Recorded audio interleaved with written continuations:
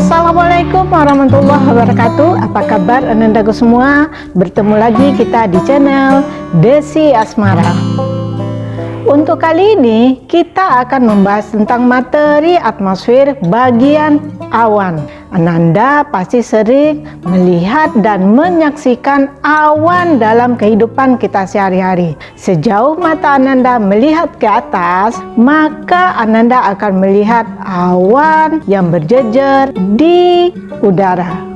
Sebenarnya apa itu awan? Yang pertama kita lihat dari segi pengertian awan dulu. Awan merupakan sekumpulan tetesan air atau kristal es yang ada di atmosfer yang terjadi karena adanya pengembunan atau pemadatan uap air yang terdapat di udara. Adapun pengertian awan menurut para ilmuwan, yang pertama kita lihat menurut Lamarck and Schwartz. Dia menyatakan bahwa awan merupakan sekumpulan dari gelembung-gelembung air. Yang kedua menurut von Guericke, yaitu awan terbentuk berdasarkan adanya teori gelembung. Dan adanya menurut Wheeler, awan gabungan dari tetesan yang terbentuk di langit dan berbentuk debu. Sedangkan Aitken menyatakan awan merupakan tetesan yang terbentuk dari uap air dengan bantuan partikel debu sebagai penentu terbentuknya fase baru. Keberadaan awan di atmosfer sangat berpengaruh pada cuaca dan iklim di bumi. Contohnya saja, jika di daerah kamu terdapat awan yang berwarna hitam dan pekat, maka kemungkinan besar akan turun hujan. Sebaliknya, jika kamu menjumpai adanya awan yang berwarna putih bersih dengan jumlah yang tidak terlalu banyak, serta disertai dengan pemandangan langit yang berwarna biru, maka kemungkinan besar tidak akan turun hujan di daerah tersebut. Lalu, bagaimana proses terjadinya hujan awan? Sebelum kita membahas tentang proses terjadinya awan, alangkah lebih bagusnya Ananda lebih paham dulu apa saja faktor yang menyebabkan terbentuknya sebuah awan. Ada beberapa unsur. Yang pertama yaitu dari segi angin. Angin yang tinggi, terjadinya evaporasi yang besar sehingga mempercepat terbentuknya awan di udara. Yang kedua, tekanan udara. Dengan adanya pergerakan tekanan udara yang ditimbulkan, maka akan mempengaruhi terhadap pergerakan awan tersebut. Dan yang ketiga, adanya kelembapan di udara. Semakin tinggi kelembapan di udara, maka awan akan semakin mendung karena banyaknya kandungan uap air yang ada di udara tersebut.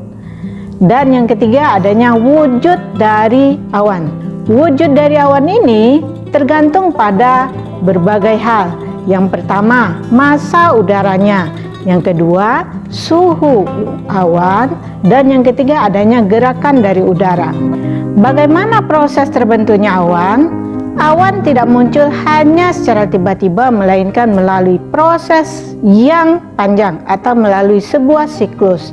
Tentu diawali dengan adanya suhu yang panas dari cahaya matahari, kemudian yang menyinari permukaan bumi. Suhu udara panas tersebut akan mengakibatkan naiknya uap air.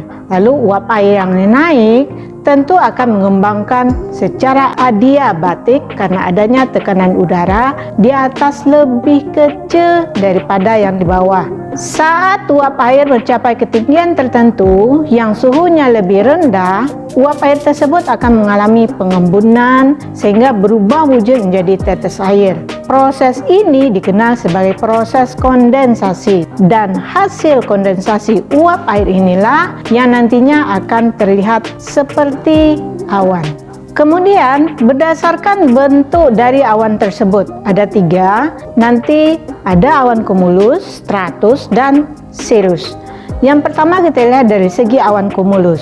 Awan yang terbentuk bergumpal-gumpal. Awan cumulus ini dibagi atas tiga jenis. Ada awan cumulus congestus, awan cumulus humilis, dan awan cumulus mediocris. Yang pertama yaitu awan cumulus congestus, merupakan jenis awan cumulus yang didasarkan pada rentang ketinggian yang rendah sampai menengah. Awan ini adalah awan yang terbentuk dari tahap peralihan antara awan cumulus mediocris dengan cumulus nimbus. Proses terjadinya awan ini juga dikarenakan adanya ketidakstabilan di wilayah atmosfer. Yang kedua, awan cumulus humilis merupakan awan yang memiliki luas vertikal yang kecil.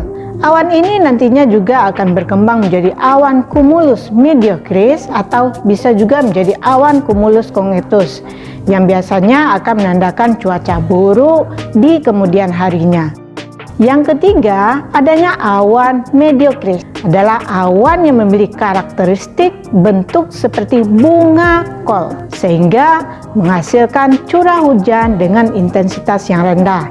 Namun, lebih mirip dengan intensitas curah hujan yang dihasilkan oleh awan cumulus congentus dan cumulonimbus. Yang kedua yaitu awan stratus. Stratus awan yang tipis dan tersebar luas. Biasanya ini disebut sebagai awan rendah.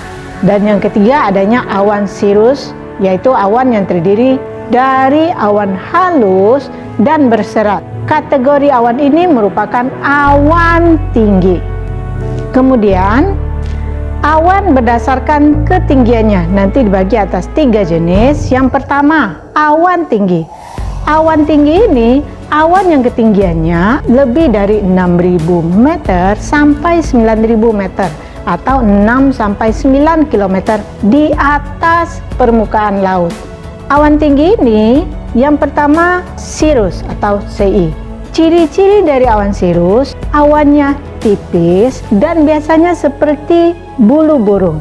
Awan ini sangat halus dengan struktur seperti serat dan berbentuk seperti bulu burung yang tersusun seperti pita yang melengkung di langit, atau seperti benang sutra yang mengandung kristal es dan sering terlihat pada saat cuaca cerah. Dan awan ini tidak memungkinkan untuk terjadinya hujan. Yang kedua, dari awan tinggi adanya cirrostratus. Ciri-ciri dari awan cirrostratus ini yang pertama, awannya putih merata seperti tabir atau kelambu putih yang halus dan rata menutup seluruh langit hingga tampak cerah. Bentuknya juga seperti anyaman, atau awan ini sering bisa menimbulkan lingkaran halo atau lingkaran bulat putih yang mengelilingi sekitar matahari. Biasanya terjadi pada musim kering. Yang ketiga adanya cirrocumulus. Ciri-ciri dari awan cirrocumulus ini biasanya seperti sik-sik ikan, atau awan ini berpola terputus-putus dan penuh dengan kristal es. Awan cirrocumulus ini juga bisa berbentuk seperti gerombolan domba yang tipis sehingga menimbulkan bayangan di permukaan bumi. Yang kedua, adanya awan sedang. Awan sedang ini ketinggiannya antara 2000 meter sampai 6000 meter di atas permukaan laut. Awan ini terdiri atas dua. Yang pertama, altocumulus, yang kedua altostratus. Altocumulus merupakan awan yang bergumpal-gumpal tebal. Biasanya awan ini berukuran kecil tetapi berjumlah banyak.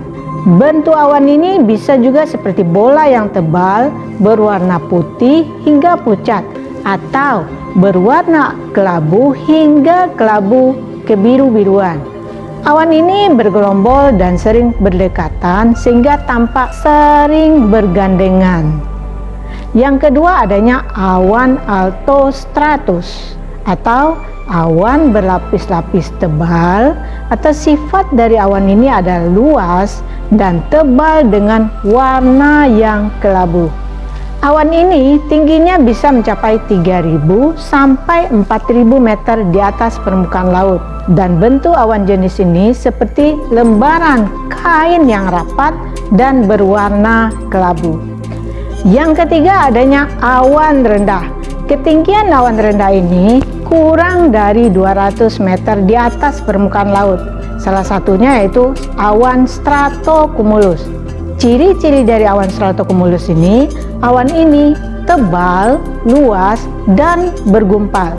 Yang kedua yaitu awan stratocumulus ini merupakan awan rendah yang bentuknya menyerupai bulu domba atau sisik ikan, dan awan ini bisa berbentuk bola-bola dan sering menutupi permukaan langit sehingga tampak menyerupai gelembung di lautan. Yang kedua, awan stratus, yaitu awan yang merata, rendah, dan berlapis-lapis. Stratus berada pada posisi rendah dan awan yang sangat luas dengan ketinggiannya kurang dari 2000 meter. Dan yang ketiga adanya awan nimbostratus. Dari artinya saja, nimbus dalam bahasa Kamus Bahasa Indonesia artinya awan hujan, atau nimbus merupakan nama bagi awan yang menghasilkan hujan. Ciri dari awan nimbostratus yang pertama merupakan lapisan yang luas dan merupakan awan cikal untuk terbentuknya sebuah hujan. Nimbostratus berbentuk tidak menentu dengan tepi yang tidak rapi. Awan ini bisa menimbulkan hujan gerimis sampai ke hujan yang sangat lebat. Dan yang terakhir yaitu yang keempat, awan akibat udara naik. Awan yang berada pada ketinggian antara 500 hingga 1500 meter dpl, kelompok awan ini adalah kelompok awan cumulus dan cumulonimbus. Apa itu cumulus? Awan tebal yang berbentuk pada siang hari karena adanya udara yang naik. Awan akan terlihat terang jika mendapatkan sinar langsung dari cahaya matahari, dan terlihat bayangan berwarna kelabu jika mendapatkan sinar di sebagian sisinya. Yang kedua adanya awan cumulonimbus. Awan ini menimbulkan hujan dengan kilat dan guntur yang menakutkan. Memiliki volume yang besar dengan ketebalan yang tinggi, posisi rendah dan puncak yang tinggi seperti menara.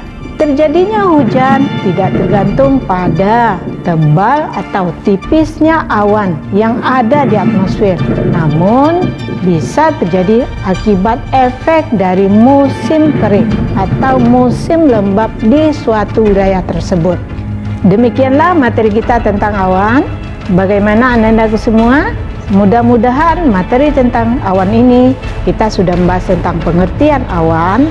Yang kedua, faktor terbentuknya awan. Yang ketiga, proses terbentuknya awan. Dan yang keempat, pembagian awan berdasarkan ketinggiannya. Untuk lebih paham tentang materi awan ini, mari kita bahas latihan berikut ini.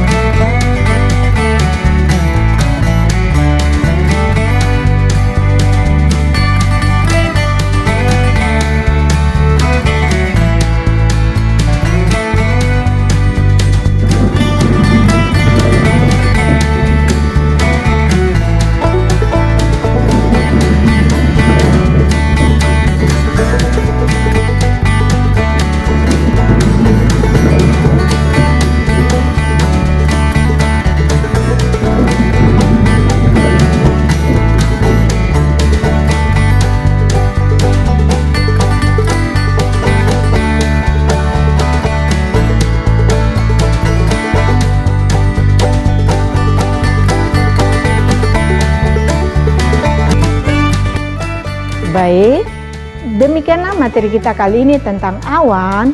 Mudah-mudahan Ananda paham apa itu awan dan bisa memahami awan yang ada di kehidupan kita sehari-hari. Karena di saat kita menyaksikan ke arah udara atau langit, pasti akan kelihatan awan. Cukup sekian dari Ibu Desi Asmara. Semoga materi ini bermanfaat untuk kita semua. Assalamualaikum warahmatullahi wabarakatuh.